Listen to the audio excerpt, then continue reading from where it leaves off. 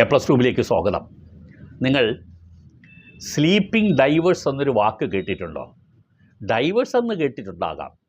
ഒരു ഭാര്യയും ഭർത്താവും പിരിയുന്നതിനെയാണ്, ദാമ്പത്യ ബന്ധം വേർപെടുത്തുന്നതിനാണ് നമ്മൾ ഡിവേഴ്സ് എന്ന് പറയുന്നത്. വിവാഹമോചനം എന്ന് മലയാളത്തിൽ പറയും.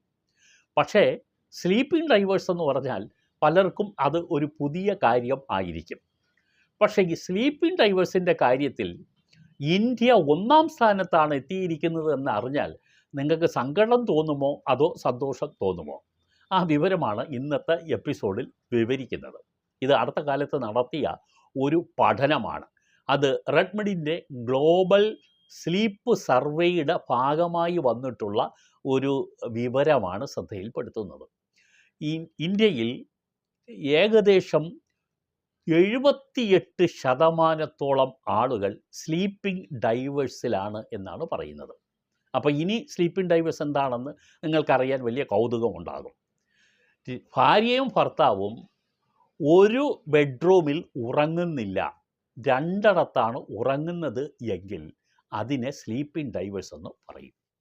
നമ്മുടെ നാട്ടിൽ 78% ദമ്പതികൾ 2 മുറികളിലാണ് ഉറങ്ങുന്നതെന്ന് നിങ്ങൾക്ക് അറിയാമോ എന്നറിയില്ല. നിങ്ങളെങ്ങനെയാണെന്ന് ചിന്തിച്ച് നോക്കുക.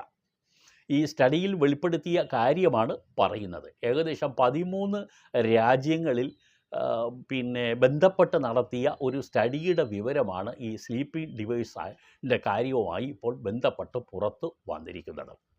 നല്ല ഉറക്കത്തിന് വേണ്ടിയാണ് ഈ ദമ്പതിമാർ 2 മുറികളിൽ പോയി ഉറങ്ങുന്നത്. കലഹിച്ചിട്ടൊന്നുമല്ല കേട്ടോ. ഉറക്കം ബെറ്ററായിരിക്കണം. അങ്ങനെയാണെങ്കിൽ ഒരുമിച്ച് കിടന്നാൽ ഉറക്കം വരില്ല. ആവശ്യങ്ങൾക്ക് വേണ്ടി മാത്രം ഒരുമിച്ച് കിടക്കുന്നു. അത് കഴിഞ്ഞാൽ 2 ഇടത്ത് പോയി കിടക്കുന്നു, 2 ബെഡ്റൂമിൽ കിടക്കുന്നു, അല്ലെങ്കിൽ 2 സ്ഥലങ്ങളിലായി പോയി കിടക്കുന്നു. അതിന് ആണ് ഈ സ്ലീപ്പിംഗ് ഡൈവേഴ്സ് എന്ന് പറഞ്ഞതെന്ന് മനസ്സിലായല്ലോ. ഇതിൻ്റെ കാരണം എന്താണ് പോയി കിടക്കുന്നത്? ഒരു ഹെൽത്തി സ്ലീപ്പിംഗ് കിട്ടുന്നതിന് വേണ്ടി ആണ്. അപ്പോൾ ഹെൽത്തി സ്ലീപ്പിങ്ങിനെ ഡിസ്റ്റർബ് ചെയ്യുന്ന കാര്യങ്ങൾ എന്താണ്? ഒന്നുകിൽ പങ്കാളിയുടെ കൂർക്കം വലി വലിയ ഒരു പ്രശ്നമാണ് എന്നാണ് പറയുന്നത്. മറ്റൊരു പങ്കാളിക്ക് ഉറങ്ങാൻ കഴിയുന്നില്ല ഇയാളുടെ കൂർക്കം വലി കാരണം. അതുകൊണ്ടാണ് പോകുന്നു എന്നുള്ളതാണ്. മറ്റേത്, ചില ആളുകൾക്ക് രാത്രി കാലങ്ങളിൽ ശ്വാസം മുട്ടൽ ഉണ്ടാകും, ശ്വാസ തടസ്സം ഉണ്ടാകും. ആസ്മയൊക്കെ ഉള്ള പങ്കാളി ഉണ്ടെങ്കിൽ രാത്രി അവർ വലുതായിട്ട് കയറി ഇങ്ങനെ ശ്വാസം വലിക്കുന്നത് മറ്റേ ആളുടെ ഉറക്കത്തിന് തടസ്സപ്പെടും. ഇനി ചില പങ്കാളികളുടെ ഡ്യൂട്ടി ടൈം വല്ലാത്ത സമയത്തായിരിക്കും. രാത്രി ഏകദേശം അർദ്ധരാത്രി കഴിഞ്ഞൊക്കെ എത്തുമായിരിക്കും. അങ്ങനെ വരുമ്പോൾ ഇയാൾ എഴുന്നേറ്റ് വാതിൽ തുറന്നു കൊടുത്ത് കയറ്റി വരുമ്പോൾ ഇയാളുടെ ഉറക്കം ഡിസ്റ്റർബ്ഡ് ആകും. അത് കാരണം കീ ഒരു പങ്കാളിക്ക് കൊടുക്കും, മറ്റേ പങ്കാളി സുഖമായിട്ട് കിടന്ന് ഉറങ്ങും. രാത്രി ഡ്യൂട്ടി കഴിഞ്ഞ് വരുന്നയാൾ വാതിൽ തുറന്ന് അയാളെ മുറി പോയി സ്വസ്ഥമായിട്ട് കിടന്ന് ഉറങ്ങുകയും ചെയ്യും. 2 പേർക്ക് ഉറക്കം കിട്ടും.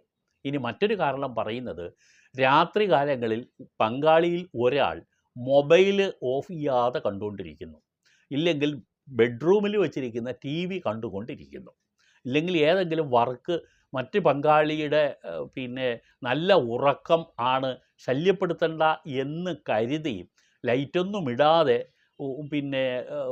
ഫയലുകൾ നോക്കുകയോ രാത്രികാല വർക്ക് ചെയ്യുകയോ ഏതെങ്കിലും സാഹിത്യരചന നടത്തുകയോ ഒക്കെ ചെയ്യുന്ന ആളുകൾ ഉണ്ടാകാം. പക്ഷേ യഥാർത്ഥത്തിൽ ആ മുറിയിൽ തന്നെ, ബെഡ്റൂമിൽ തന്നെ ഇത് ചെയ്യുകയാണെങ്കിൽ മറ്റൊരു പങ്കാളിയുടെ ഉറക്കത്തിന് അത് ഡിസ്റ്റർബ് ചെയ്യാം.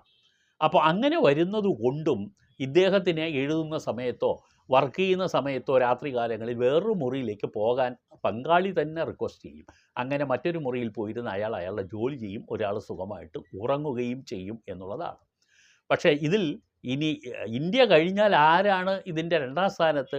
ചൈനയാണെന്നും കൂടി ഓർത്തിരിക്കുക. 3-ാം സ്ഥാനത്ത് ദക്ഷിണ കൊറിയ.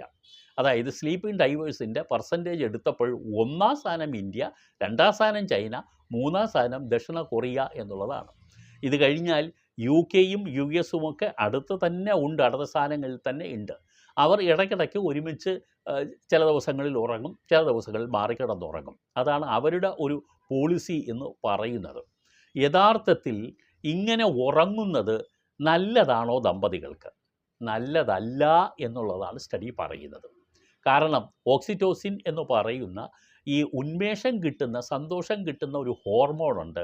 അത് ഭാര്യയും ഭർത്താവും ഒരുമിച്ച് ഒരു മുറിയിൽ കിടക്കുമ്പോൾ, പ്രത്യേകിച്ച് അവർ ചേർന്ന് കിടക്കുമ്പോൾ, കെട്ടിപ്പിടിച്ച് കിടക്കുമ്പോഴൊക്കെ അത് അവരിൽ കൂടുതൽ ഉത്പാദിപ്പിക്കപ്പെടുന്നു എന്നും അതുകൊണ്ട് തന്നെ അവർ ഒരുമിച്ച് ഒരു മുറിയിൽ കിടക്കുന്നതാണ് നല്ലത് എന്നുമാണ് പറയപ്പെടുന്നത്. രണ്ടാമത് ആൻസൈറ്റി, സ്ട്രെസ്സ്, അതുപോലെ ഡിപ്രഷൻ തുടങ്ങിയ മാനസിക ബുദ്ധിമുട്ടുകളൊക്കെ ഒഴിവാകുന്നതിന് ഭാര്യയും ഭർത്താവും ഒരുമിച്ച് ഒരു ബെഡ്റൂമിൽ തന്നെ ഉറങ്ങുന്നതാണ് ഉചിതം എന്ന് പറയുന്നു.